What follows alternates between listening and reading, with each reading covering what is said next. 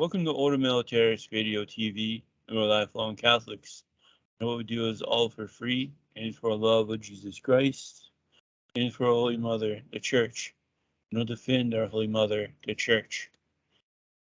Today we're going to be talking about Melvil Dewey, his sexual assaults on women, his creation of the Dewey Decimal System, and everything else about this guy. So, welcome, Brother Alexis.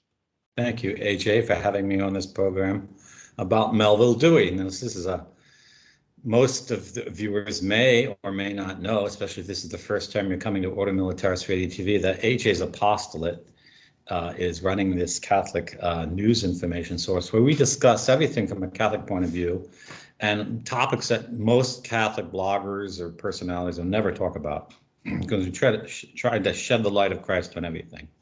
And I'm really glad we're doing this show because when I was in 7th grade, I realized the Dewey Decimal System was bunk. And I've been wanting to tell the world ever since 7th grade.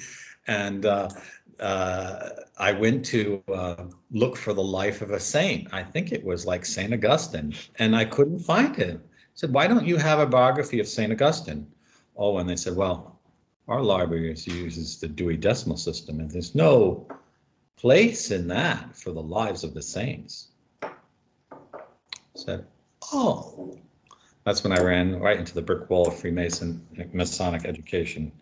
I didn't understand that at all, 7th grade. So we'll do the life of Melvil Dewey, and we'll show you all his little rotten connections and why. This is another reason why you shouldn't send your kids to public school, but that's another reason. Okay, so where was he born and when was he born? Okay, so Melvil Louis Jesus Dewey, born December 10th, 1851, in Adams Center, New York, the fifth and last child of Joel and Eliza Green Dewey. He attended rural schools and determined early on that his destiny was to reform education of the masses. But in rural schools at that time, if you look at their tests back then to the tests we get now, these kids at 8th grade could pass college courses. Mm-hmm. So here's an example of someone who's going to reform it. So I might as well, I always start, since I'm a graduate in the University of Florida in cultural anthropology, I like asking about the origins of people because that sets the context. Now, is Dewey English? Is he German? Is another ethnicity? What does his 8 grandparents' surnames tell us about him?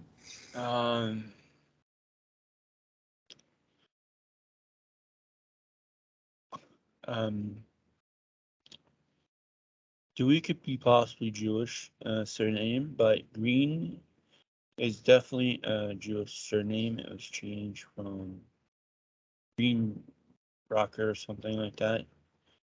It's the Ashkenazis who change it from the German sounding to an old English style Green. Mm-hmm. In the second middle name on the guy, Jesus, is Slavic, but none of his grandparents or great-grandparents on either side have a Slavic name. Yeah, so this appears to be a name added because his mother wanted to remember her ancient ancestors. And Slavic Jews are nearly all Frankists or Sabbateans. And what's the agenda of Frankist Jews, AJ? Remind everyone we did a show in this. To take over the Catholic Church, destroy it, and it's just so long ago. Generally infiltrate and break down Western civilization. What is unique is that his mother's 4 grandparents all have 4 surnames that all could be Ashkenazi. Now, maybe that is a coincidence because some Ashkenazi have the same surnames as non-Ashkenazi. But if you look at Dewey, he doesn't have an earlobe.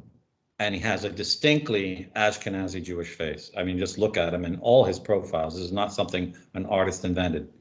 He doesn't look like someone who's English, Welsh, not at all. I mean, even the color of his beard.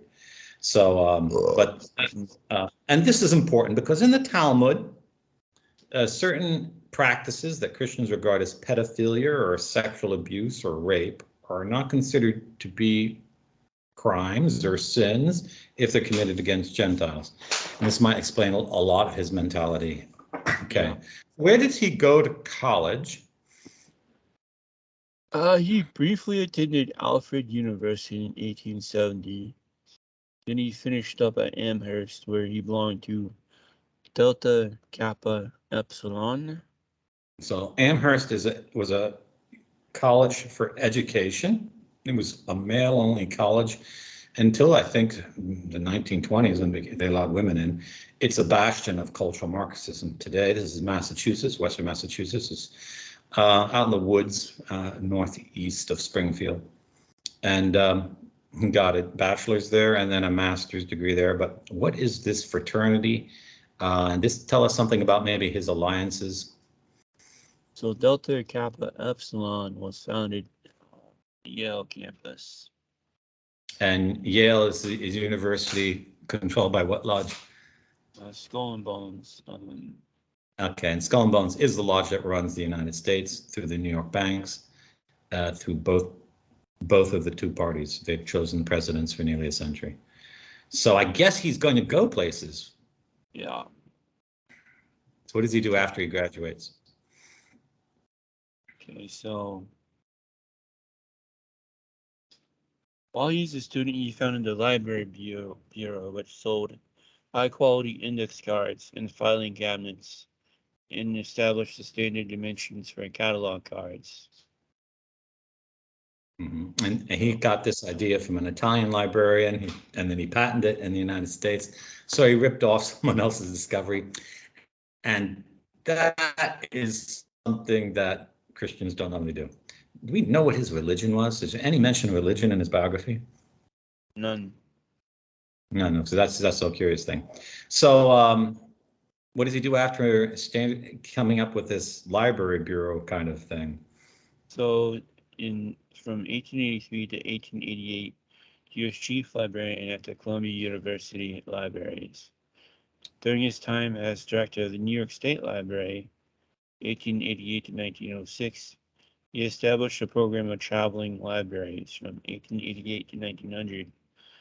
He served as secretary and executive officer of the University of the State of New York. In 1895, he founded the Lake Placid Club with his wife, Annie. He and his son, Godfrey, had been active in arranging the Winter Olympics. And the Lake Placid Club is something we want to hear about again. So Columbia University is in downtown New York City, and it was founded by under the old King. I think it used to be called King's College, and actually there's still a college here called King's College Columbia. And for transparency, my father's a graduate at King's College, and so is my mother. So a lot of people go to it not knowing anything about it, but it is a university where if you're going to, some of its faculties were definitely controlled by the people who controlled New York City. But the New York State college system, if you were in it that many years, you got a lot of political clout behind you, and New York State was a Harriman, that's Skull and Bones, domain. Okay, so, but something odd about his son Godfrey. Godfrey is not his. He was not given his own name. He was given the surname of his mother. So his name was Godfrey Dewey. So he had the surname of his mother and then of his father, with his mother's surname first. That's another Jewish sign, putting the mother's surname first. So that's like dehumanizing your own son. Mm-hmm. And when do the reports of his sexual harassment, abuse begin? Is this something late in his life, or it was like early in his career? Yeah, let me see. Late 1800s, late 1880s. Just was appointed to be the head of the library system in the state of New York. Is that amazing? And so he was doing this at brothels or at hotels or bad parts of town, right? No. Where was he doing this? The libraries, and also in offices, you know, where you get meet the applicants of the librarians. So he's looking for other librarians, but What kind of questions does he ask them that are salacious? um, he's like,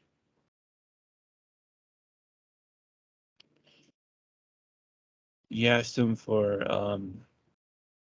photographs. He asked them for their bust sizes. Um, and he also said to them, "You cannot polish a pumpkin."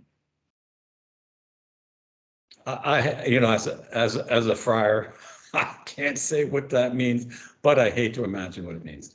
So, was he just that, or did he go to beyond that? Did he do kissings and touchings? Um, Did he get involved in sexual abuse, assaults, and rape? yeah, Was this confined to only people he didn't know, or also relatives? relatives, Like how close? daughter-in-law. So this is the daughter of his second wife. So he's doing this long before the Dewey Decimal System becomes a standard library system in the United States. And has this ever been repudiated that the Dewey Decimal System in public schools is developed by a pedophile? It was it finally was done that by thanks to Aaron Blakemore, Boulder, Colorado, on let's see, December 19th, 2017. And I have her article opened up. Okay, read some things from it. This is a wonderful woman, a researcher who exposed this. Adelaide Hassey was used to professional challenges. As a young woman, she struggled to be taken seriously by mostly male executive boards. She created a groundbreaking new way of classifying government documents, and was disappointed when a male colleague claimed the credit. But armed with a new job at the New York Public Library, a better salary, an ambitious new project, she finally felt optimistic about her career. To pull off her newest plan, she needed support, so she approached the leading voice in her field, Melvil Dewey, a man whose innovations made him a household name. He suggested that they meet privately about her new project. Encouraged, she made her way to Albany, New York, only to find that he had arranged what amounted to a weekend-long date.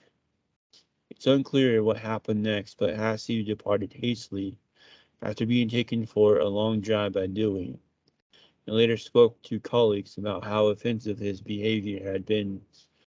The story sounds like it could involve a Harvey Weinstein or Matt Lauer, but it didn't. It took place in 1905, more than a century before the Me Too movement that exposed the sexual misconduct of America's most powerful men. The man in question was Melvil Dewey, the library pioneer whose decimal system of classification is still used in libraries today. Dewey is remembered today as an innovator who ushered American librarianship into the modern age. He helped invent the modern library, shaping everything from its organizational methods to its look to the roles of the librarians who were their stewards. But his pattern of sexual harassment was so egregious that women like Hass dared to speak out against it at a time when women were harshly judged for reporting sexual harassment. So many came forward that he was kicked out of the profession's most prestigious association after an industry cruise in Alaska turned dangerous for women. The guy was a predator. Yeah. So, a lot of people wonder how long the pedo elite have been running the United States and trying to groom your children in public school. Yeah. When was the Dewey Decimal System universally accepted in public schools in the United States, AJ? It was finally fully introduced. Let me find it here. Wait, what?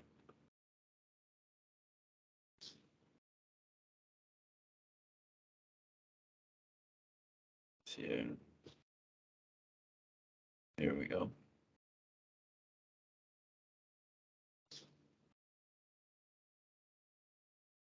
It fully came into use in 1927. So it's been 95 years, 96 years. And it was beginning to be implemented in 1885. yeah, but then they didn't perhaps know he was doing this. So, but by 1927, they certainly knew him because he had been dismissed from the Library Association, and yet still they promoted it. Yeah. So now I understand why in 7th grade I couldn't find any Lives of the Saints in the Dewey Decimal System catalogization. It just didn't exist. And when I asked the librarian, I'll never forget the response. I said, well, at least the Lives of the Saints should be under biographies. Oh, she goes, no, they're not under biographies because the Lives of Saints are mythical literature. Miracles don't take place. That's all made up.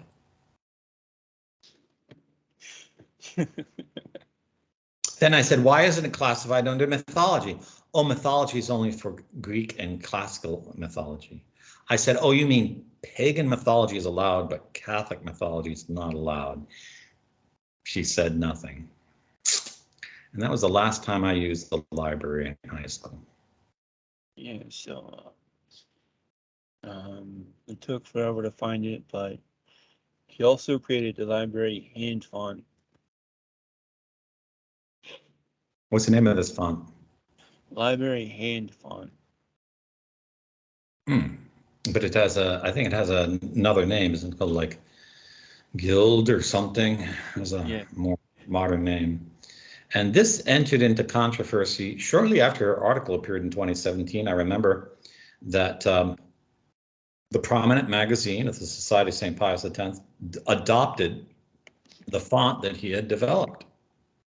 And the magazine, they explained how this font was developed by Dewey. And it's a huge controversy broke out in social media back then.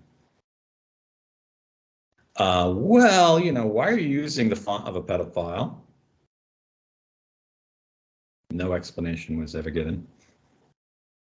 Are there some correlations there, AJ, from recent news? Oh, yeah. Where is this magazine published from? St. Mary's, Kansas. And St. Mary's, Kansas is known for? Sexual predators, both in the clergy and in the lay estate. Yeah, and not just the Society of St. Pius X. St. Mary's, Kansas, the core campus there that the Society of St. Pius X acquired used to be owned by the Jesuits, and that province of the Jesuits was suppressed by Pius XII for sexual misconduct. So it's quite possible that a lot of laity in that town, even before they knew anything about Society of St. Pius X, what we're talking about is not just priests raping girls and boys, but even fathers raping daughters and sons.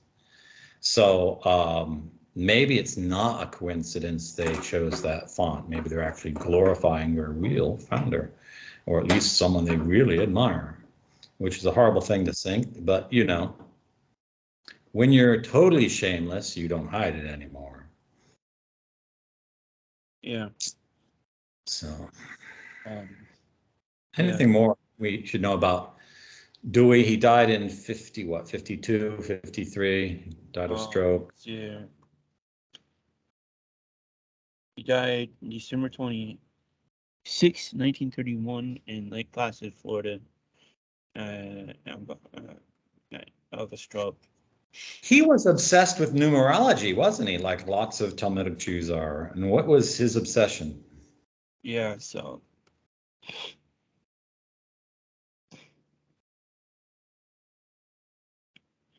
this native of New York State burned over district never could stop thinking about the number 10.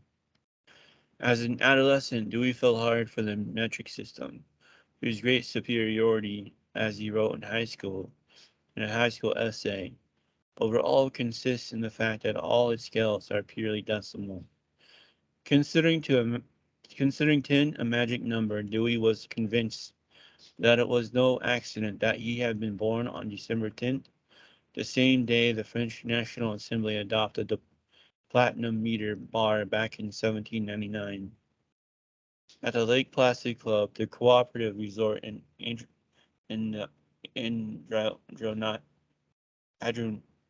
Adirondacks Adirondacks. that he established in 1895, the number 10 rule. He charged members a $10 annual fee, lifetime memberships for $1,000 or 10 to the third power. He also required the guests turn off the lights exactly at 10 p.m., the same time that the overnight train from the club left for Manhattan. This man, who was addicted to writing 10-page letters, even preferred to sleep decimally, that is, 10 hours each night. Moreover, Dewey's worship of the number 10 was closely related to other obsessions that also dated back to his boyhood. He was probably had OCP, or the obsessive compulsive personality disorder. Okay. So, AJ, is it any surprise that his system came to govern American schools? He was supported by big American industrialists, wasn't he? At least in his foundation. Yeah, so the Andrew Carnegie Endowment supported the American Library Association, but Skull and Bones took it over around the same time. They also took over the Ford Foundation, so Skull and Bones runs it all. Yeah, Skull and Bones will do anything to steal your organization, take it over from where, and they just buy up the people on your boards of directors. Doesn't matter what your assets are, and down it goes. And they do that over and over again, and they do it around the world. It's not only done in the United States. So, well, if you're ever going to do a good project, found a foundation and be the only one on the board, and then dissolve your assets before you die, because otherwise they will steal them and use them for their own evil purposes. So thank you, HA, for having me on this short biography of Melvil Dewey. And if you're homeschooling, this is a video your children maybe in the last year of high school should watch, yes, because it has so much content to it. Yeah. This is Automail Terrace Radio TV signing off. Day is full. Day is full.